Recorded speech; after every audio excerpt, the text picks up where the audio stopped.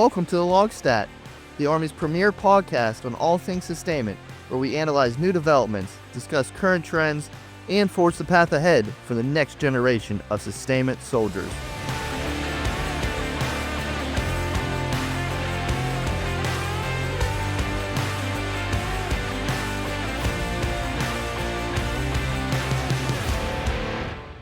Hello everyone, welcome back to another episode of the LOGSTAT.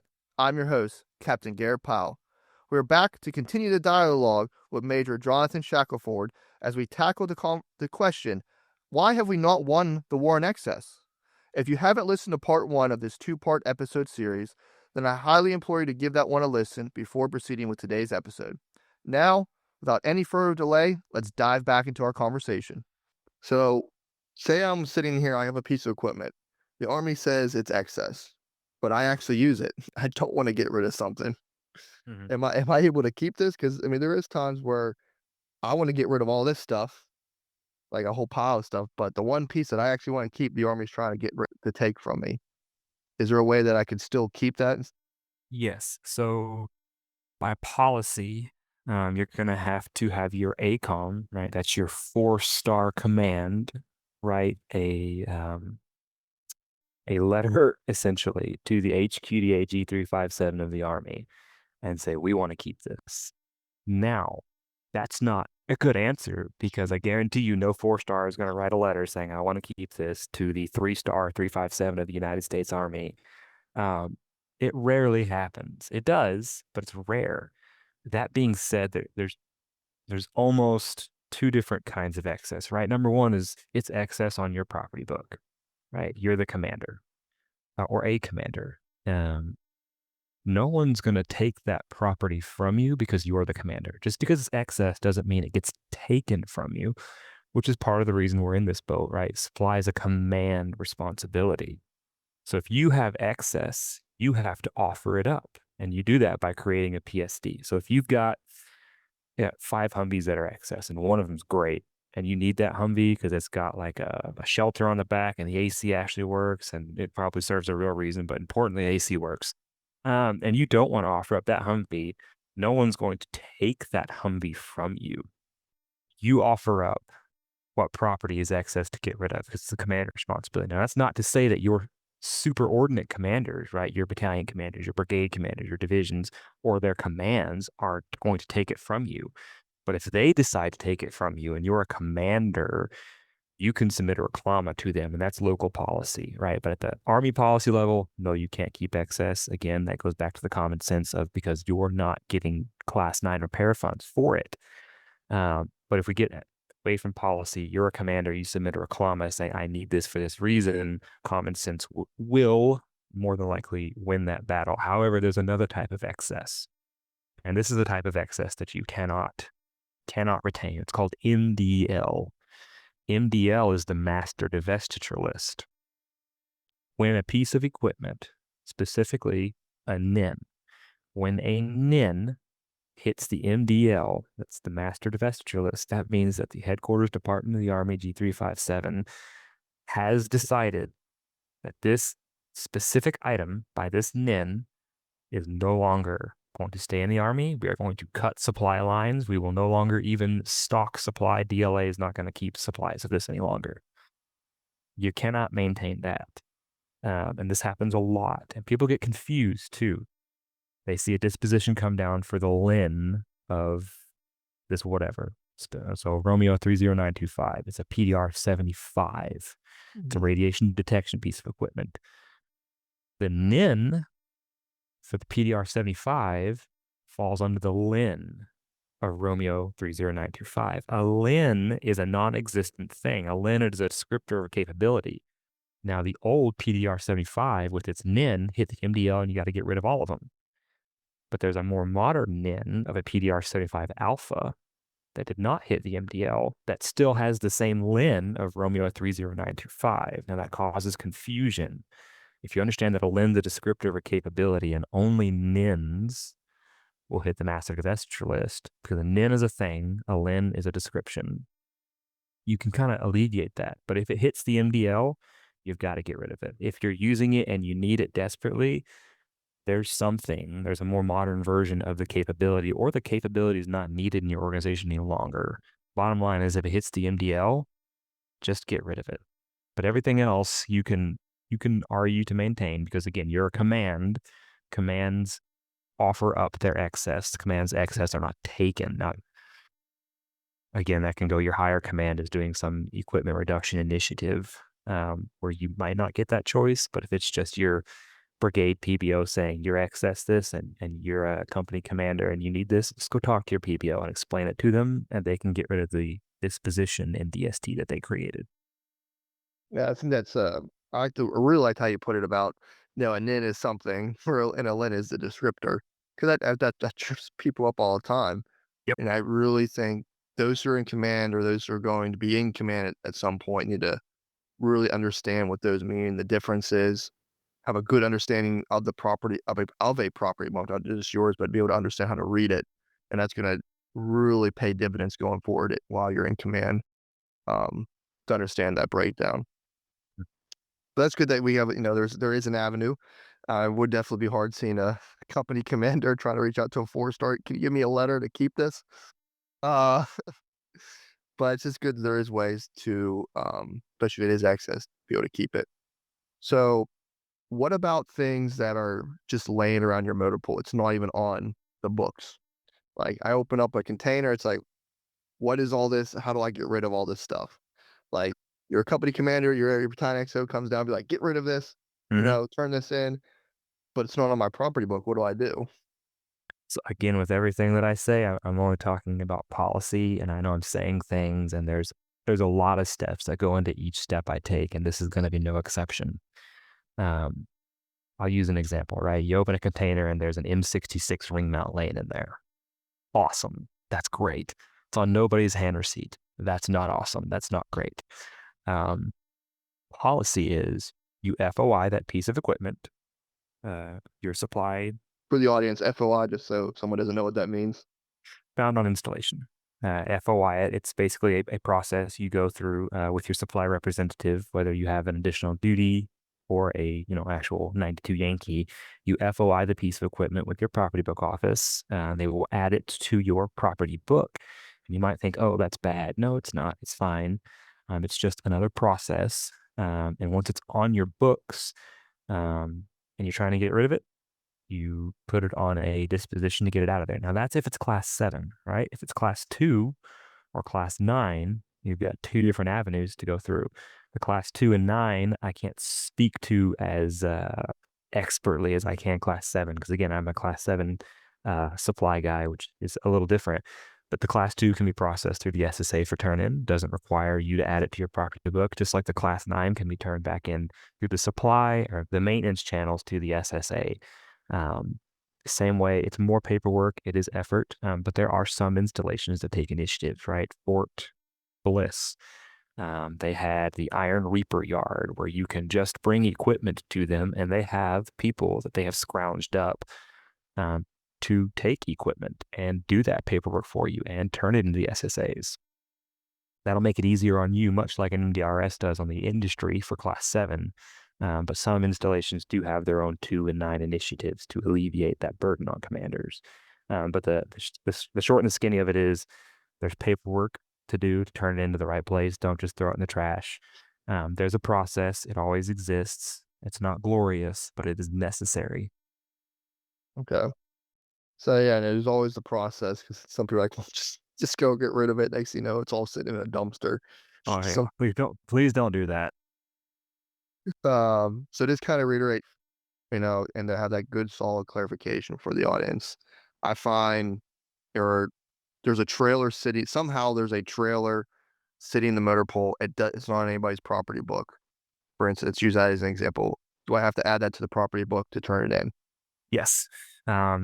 So class 7, right? Major end items, you will have to, right? The first thing that's going to happen is in the FOI process, you got to IQ09 it to run a serial number to see if someone else owns it. And sometimes that happens. But yeah, you do have to FOI that class 7, add it to the Army's system of record for supply, which is GCSS. And then once it's on there, it's not already on someone else's books. You have to get the proper disposition to get it where it actually needs to go, where it's needed. So I don't know, and thank you for that because I know that's a lot of misconceptions about that, and it's good to see that you have to get it on your property book to be able to remove it. It's just not you just can't get rid of it. Correct. Um, one of the final things, because like I said, we can go down these rabbit holes all day long when it comes to property. But one of the final things I want to kind of hit on here to wrap this all up is kind of like the way ahead right now. Specifically, like, you talked about the beginning, MDRS, R2E, going away. Mhm. So what is the way ahead now?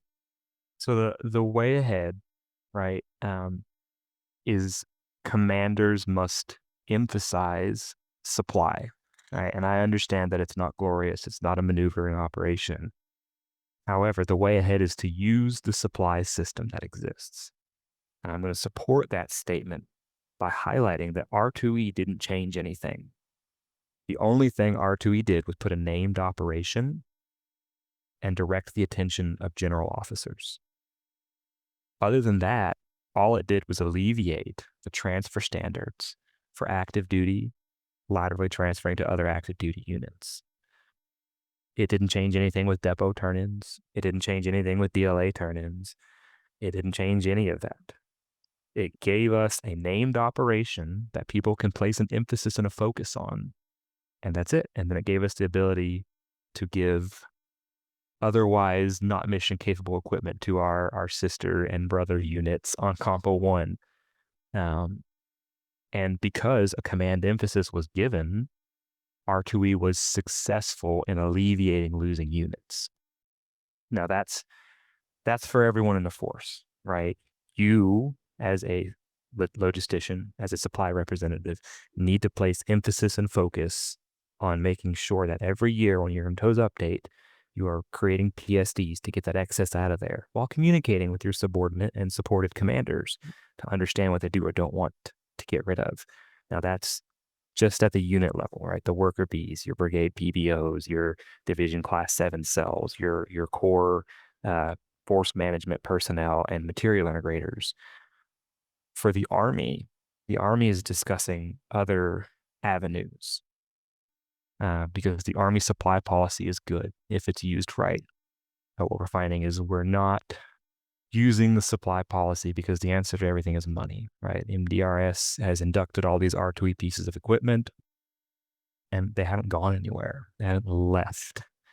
So the way forward for policy is going to be going back to that 1020 standard, putting the ownership on the units, because that is the only way it will work. Because right now, everyone who has been successful in R2E has given their equipment to an MDRS. And those MDRS sites are closing down. They shut their doors. Well, now they have hundreds of thousands of pieces of equipment sitting at the MDRS because there's no transportation funds to get them to the gaining units. And you also have hundreds of thousands of pieces of equipment inbound to gaining units who will not otherwise be receiving that piece of equipment because they've got one inbound, but they're never going to get it because there's no transportation funds. So the Army is stepping back from its policy and realizing that, okay, we are transforming actively. However, we have an Army policy that we must go back to because the Army policy only works if we use it.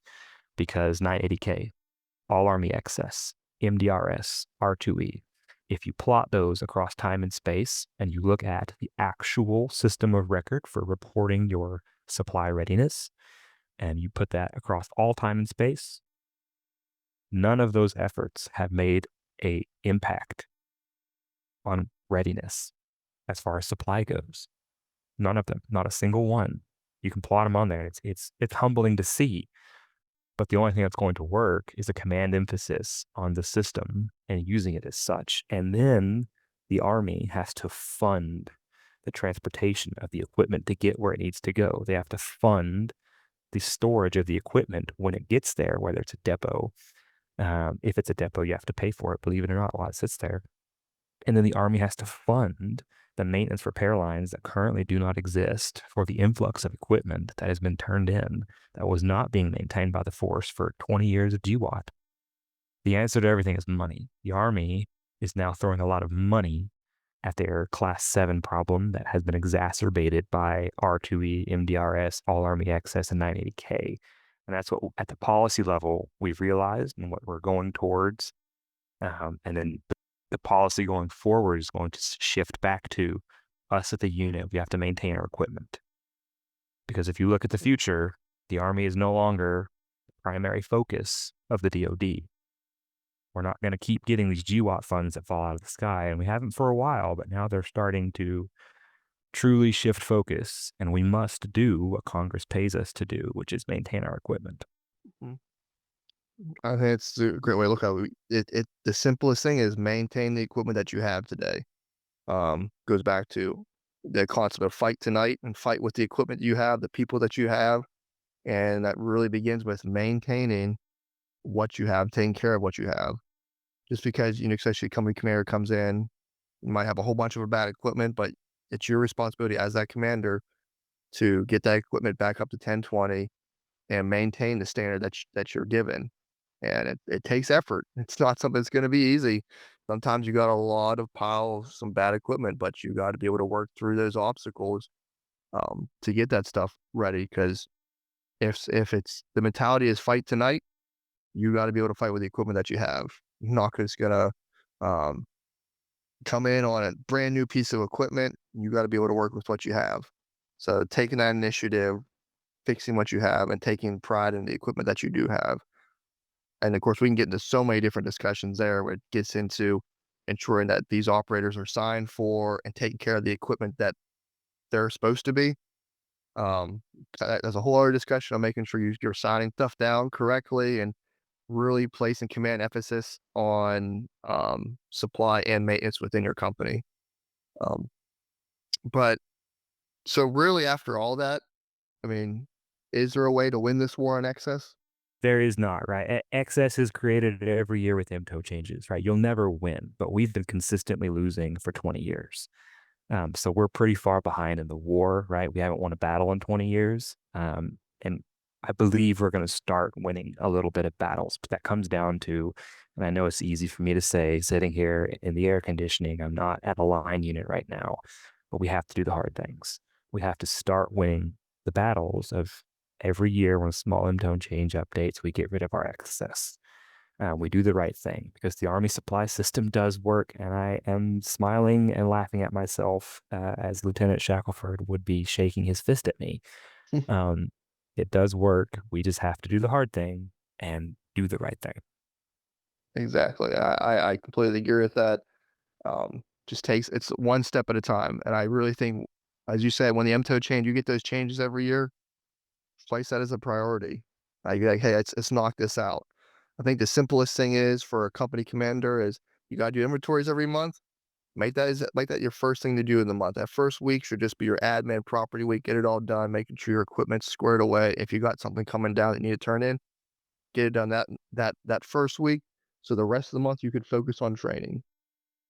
Yep, training, property, and people. Those are your 3 lines of effort, and you got a first sergeant who does training and people pretty well. Yeah. So just take care of when it comes to property.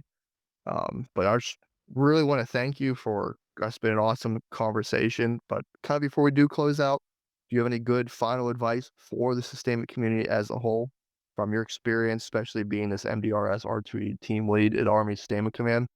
Yeah, just like I said earlier, reading is a superpower. Seek knowledge from those who have it. And don't, if it seems shifty, it's probably shifty. Read, read, read.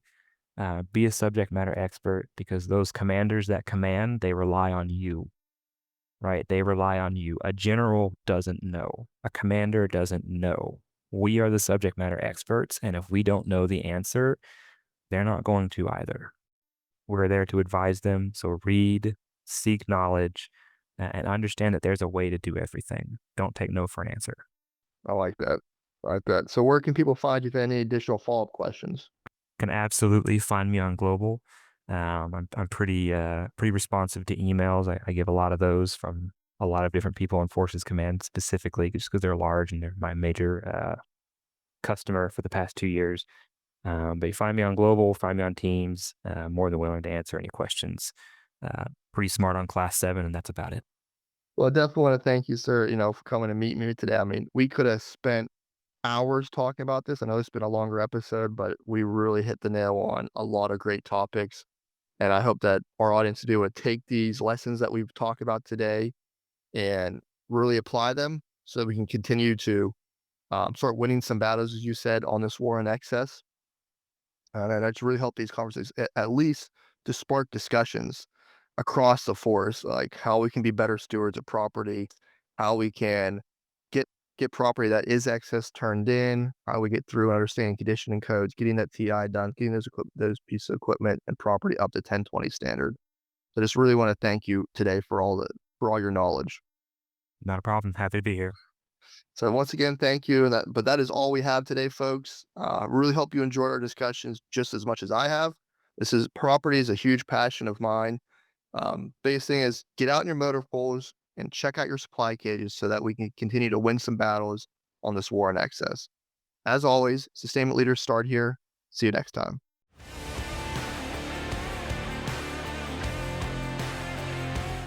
Thank you for listening to another episode of the LOGSTAT. We hope you enjoyed today's conversation. Please share this episode across your formation and leave us a review. If you have a topic you'd like here discussed, then please reach out to us at armysustainment@army.mil or directly to me on Global at garrett.h.pyle. Follow us on Facebook, X, and LinkedIn at Army Sustainment. We'll see you next time. Sustainment leaders, start here.